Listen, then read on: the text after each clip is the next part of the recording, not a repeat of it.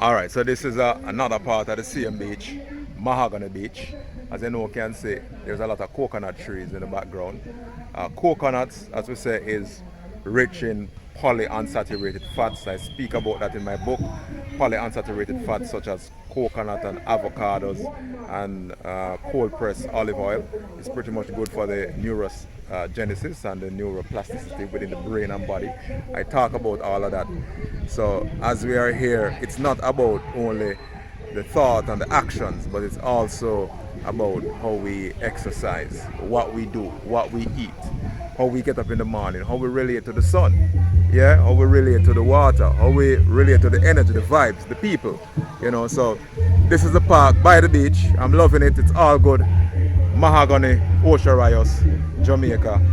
Just keep meditating, and as I mentioned, pick up a copy of my book, Meditate, the Art and Science of Being Balanced, available on Amazon Books. All right, until I catch you again, more blessings, more love. All right.